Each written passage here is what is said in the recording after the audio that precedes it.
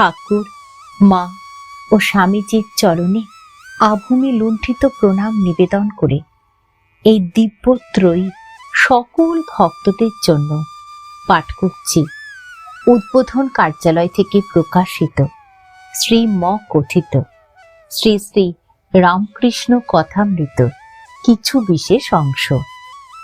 আজ পাঠ করব শ্রী রামকৃষ্ণ দক্ষিণেশ্বরে ও ভক্ত গৃহে পর্বের ত্রয়োদশ পরিচ্ছেদ, মৃন্ময় আধারে চিন্ময়ী দেবী, বিষ্ণুপুরে মৃন্ময়ী দর্শন।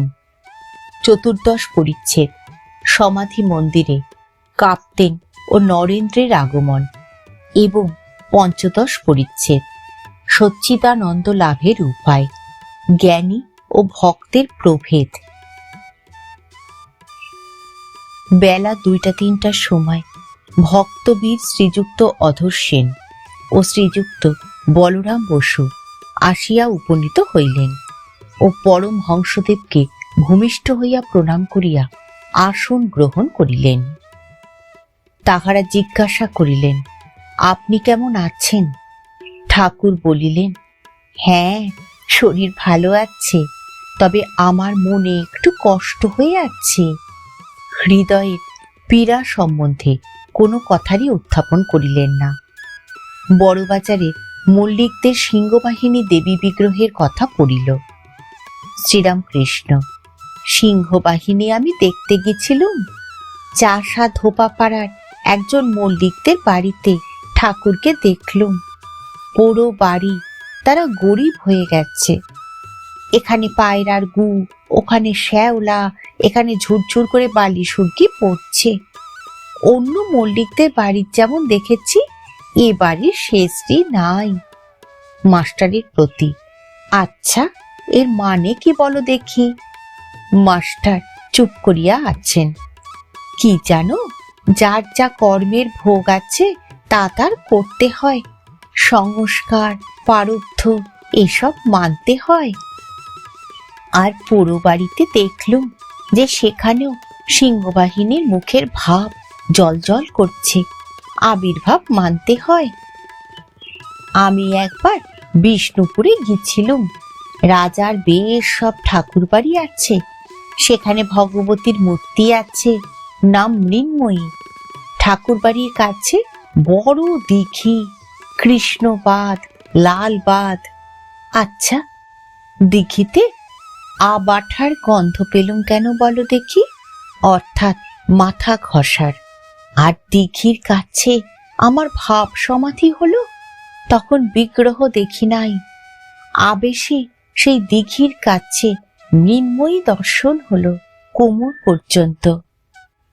এতক্ষণে আর সব ভক্ত আসিয়া জুটিতেছেন। কাবুলের রাজবিপ্লব ও যুদ্ধের কথা উঠিল। একজন বলিলেন যে ইয়াকুব খা সিংহাসনচ্যুত হইয়াছেন। তিনি পরমহংসদেবকে সম্বোধন করিয়া বলিলেন, মহাশয়, ইয়াকুব খা কিন্তু একজন বড় ভক্ত। শ্রীরামকৃষ্ণ, কি জানো, সুখ দুঃখ দেহ ধারণের ধর্ম।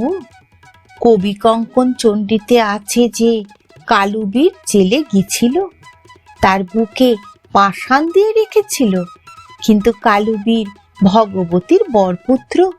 দেহ ধারণ করলেই সুখ দুঃখ ভোগ আছে। শ্রীমন্ত বড় ভক্ত, আর তার মা খুল্লনাকে ভগবতী কত ভালোবাসতেন। সেই শ্রীমন্তের কত বিপদ। একজন কাঠুরে পরম ভক্ত ভগবতীর দর্শন পেলে তিনি কত ভালোবাসলেন, কত কৃপা করলেন, কিন্তু তার কাঠুরের কাজ আর ঘুচল না। সেই কাঠ কেটে আবার খেতে হবে। কারাগারে চতুর্ভুজ শঙ্খ চক্র গদা পদ্মধারী ভগবান দেবকীর দর্শন হলো, কিন্তু কারাগার ঘুচল না। মাস্টার, শুধু কারাগার ঘোচা কেন, দেহই তো যত জঞ্জালের গোড়া, দেহটা ঘুচে যাওয়া উচিত ছিল। শ্রীরামকৃষ্ণ, কি জানো, প্রারব্ধ কর্মের ভোগ। যে কদিন ভোগ আছে দেহ ধারণ করতে হয়। একজন কানা গঙ্গা স্নান করলে, পাপ সব ঘুচে গেল। কিন্তু কানা চোখ আর ঘুচল না। সকলের হাস্য। পূর্বজন্মের কর্ম ছিল, তাই ভোগ। মুনি, যে বানটা ছোড়া গেল তার উপর কোনো আয়ত্ত থাকে না। শ্রীরামকৃষ্ণ, দেহের সুখ দুঃখ যাই হোক, ভক্তের জ্ঞান ভক্তির ঐশ্বর্য থাকে, সে ঐশ্বর্য কখনো যাবার নয়। দেখো না, পাণ্ডবদের অত বিপদ, কিন্তু এ বিপদে তারা চৈতন্য একবারও হারায় নাই। তাদের মতো জ্ঞানী, তাদের মতো ভক্ত কোথায়? এমন সময় নরেন্দ্র ও বিশ্বনাথ উপাধ্যায় আসিয়া উপস্থিত হইলেন। বিশ্বনাথ নেপালের রাজার উকিল, রাজপ্রতিনিধি। ঠাকুর তাহাকে কাপ্তেন বলিতেন। নরেন্দ্রের বয়স বছর 22, বিয়ে পড়িতেছেন। মাঝে মাঝে, বিশেষত রবিবারে দর্শন করিতে আসেন। তাহারা প্রণাম করিয়া উপবিষ্ট হইলে পরম হংসদেব নরেন্দ্রকে গান গাহিতে অনুরোধ করিলেন। ঘরের পশ্চিম ধারে তানপুরাটি ঝুলানো ছিল। সকলে এক দৃষ্টে গায়কের দিকে চাহিয়া রহিলেন। বায়া ও তবলা সুর বাধা হইতে লাগিল। কখন গান হয়? শ্রীরামকৃষ্ণ নরেন্দ্রের প্রতি, দেখ, এ আর তেমন বাজে না। কাঁপতেন, পূর্ণ হয়ে বসে আছে, তাই শব্দ নাই। সকলের হাস্য। পূর্ণ কুম্ভ। শ্রীরামকৃষ্ণ কাপ্তেনের প্রতি, কিন্তু নারদাদি? কাপ্তেন, তারা পরের দুঃখে কথা কয়েছিলেন। শ্রীরামকৃষ্ণ, হ্যাঁ, নারদ, সুখদেব এরা সমাধির পর নেমে এসেছিলেন দয়ার জন্য, পরের হিতের জন্য তারা কথা কয়েছিলেন। নরেন্দ্র গান আরম্ভ করিলেন। গাইলেন, সত্যং শিব সুন্দর, রূপ ভাতি হৃদি মন্দিরে। আনন্দ অমৃত রূপে এই কথা বলিতে না বলিতে ঠাকুর শ্রীরামকৃষ্ণ গভীর সমাধিতে নিমগ্ন হইলেন। আসীন হইয়া করজোরে বসিয়া আছেন। পূর্বাশ্ব, দেহ উন্নত, আনন্দময়ী রূপসাগরে নিমগ্ন হইয়াছেন। লোক বাহ্য একেবারেই নাই। শ্বাস বহিছে কি না বহিছে, স্পন্দহীন, নিমেষ শূন্য। চিত্তার্পিতের ন্যায় বসিয়া আছেন, যেন এই রাজ্য ছাড়িয়া কোথায় গিয়াছেন। সমাধি ভঙ্গ হইল। ইতিপূর্বে নরেন্দ্র শ্রীরামকৃষ্ণের সমাধির দৃষ্টে কক্ষ ত্যাগ করিয়া পূর্ব দিকের বারান্দায় চলিয়া গিয়াছেন। সেখানে হাজরা মহাশয় কম্বলাসনে হরিনামের মালা হাতে করিয়া বসিয়া আছেন। তাহার সঙ্গে নরেন্দ্র আলাপ করিতেছেন। এদিকে ঘরে এক ঘর লোক। শ্রীরামকৃষ্ণ সমাধি ভঙ্গের পর ভক্তদের মধ্যে দৃষ্টিপাত করিলেন। দেখেন যে নরেন্দ্র নাই, শূন্য তানপুরা পড়িয়া রহিয়াছে, আর ভক্তগণ সকলে তার দিকে ঔৎসুক্যের সহিত চাহিয়া রহিয়াছেন। শ্রীরামকৃষ্ণ, আগুন জ্বেলে গেছে, এখন থাকলো আর গেল। কাপ্তেন প্রভৃতির প্রতি, চিদানন্দ আরোপ করো, তোমাদেরও আনন্দ হবে। চিদানন্দ আছেই, কেবল আবরণ আর বিক্ষেপ।